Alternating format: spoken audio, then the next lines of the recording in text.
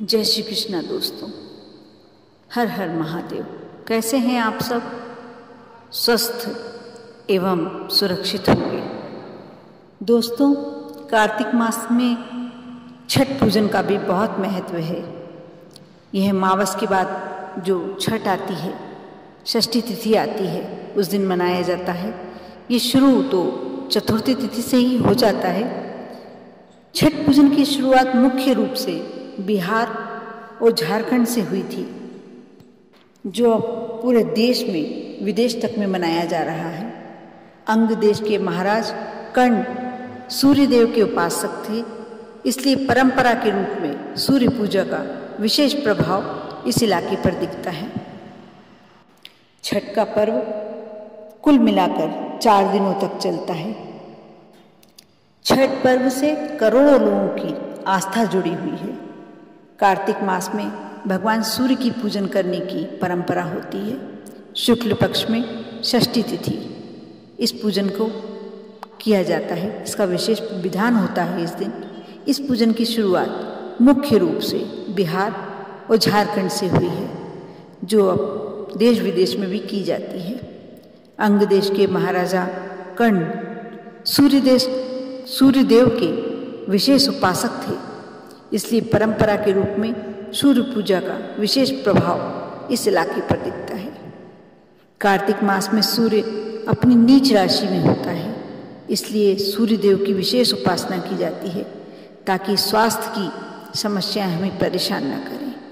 षष्ठी तिथि का संबंध संतान की आयु से होता है, इसलिए सूर्यदेव और षष्ठी के पूजन से संतान प्राप्ति और उसकी आयु रक्षा दोनों की हो जाती है। इस माह में सूर्य उपासना से वैज्ञानिक रूप से हम अपनी ऊर्जा और स्वास्थ्य का बेहतर स्तर बनाए रख सकते हैं। छठ की पूजन विधि इस प्रकार है। यह पर्व कुल मिलाकर 4 दिनों तक चलता है। इसकी शुरुआत कार्तिक शुक्ल चतुर्थी तिथि से हो जाती है और सप्तमी को अरुण वेला में इस व्रत का समापन होता है। कार्तिक शुक्ल चतुर्थी को नहा खा के साथ इस व्रत की शुरुआत होती है। इस दिन से स्वच्छता की स्थिति अच्छी रखी जाती है। पहले दिन लौकी और चावल का आहार ग्रहण किया जाता है। दूसरे दिन, इस पर्व के दूसरे दिन लोहंडा खरना कहा जाता है। इस दिन लोग उपवास रखकर शाम को खीर का सेवन करते हैं।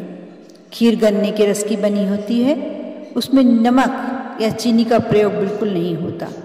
तीसरे दिन उपवास रखकर डूबते हुए सूर्य को अर्घ्य दिया जाता है। साथ में विशेष प्रकार का पकवान ठेकुआ और मौसमी फल चढ़ाया जाता है। अर्घ्य दूध और जल से दिया जाता है। चौथे दिन बिल्कुल उगते सूर्य को अंतिम अर्घ्य दिया जाता है। इसके बाद कच्चे दूध और प्रसाद को खाकर व्रत का समापन किया जाता है।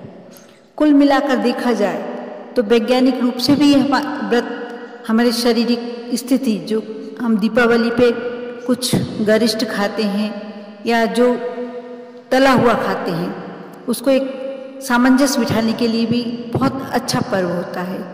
इससे जो हम उन दिनों में खाते हैं और इस तरीके से जो 4 दिन का यह हम व्रत करते हैं, तो इसका हमारी शारीरिक स्थिति बिल्कुल अलग हो जाती है, सामंजस्य बैठ जाता है दोनों में। दोस्तों, इस बार 8 नवंबर को नहाए खाए से छठ पूजन की शुरुआत होगी। 9 नवंबर को खरना, पहला अर्घ्य 10 नवंबर को संध्या काल में दिया जाएगा और अंतिम अर्घ्य 11 नवंबर को अरुणोदय में दिया जाएगा। छठ पूजन से हमें बहुत लाभ मिलते हैं। जिन लोगों को संतान नहीं हो रही हो या संतान होकर बार बार समाप्त हो जाती है, ऐसे लोगों को इस व्रत से अद्भुत लाभ प्राप्त होते हैं। अगर संतान पक्ष से कष्ट हो तो भी यह व्रत लाभदायक होता है। अगर कुष्ठ रोग या पाचन तंत्र की गंभीर समस्या हो तो भी इस व्रत को रखना शुभ होता है। जिन लोगों की कुंडली में सूर्य की स्थिति खराब चल रही हो तथा राज्य पक्ष की समस्या हो, ऐसे लोगों को इस व्रत को जरूर रखना चाहिए, अवश्य रखना चाहिए। किंतु दोस्तों, इस व्रत में बहुत सारी सावधानियां हैं जो हमें अवश्य रखनी चाहिए। यह व्रत अत्यंत सफाई और सात्विकता का होता है। इसमें कठोर रूप से सफाई का विशेष ध्यान रखा जाता है।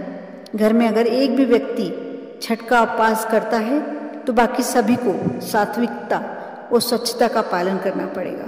व्रत रखने के पूर्व अपने स्वास्थ्य की स्थितियों को अवश्य देख लेना चाहिए, क्योंकि सभी का शरीर इस व्रत को करने के लिए सक्षम नहीं होता है।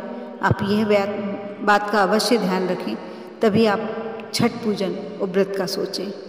आप कर सकते हैं तो अवश्य करें। आप स्वस्थ रहें, सुरक्षित रहें, यही हमारी कामना है। ओम नमः शिवाय।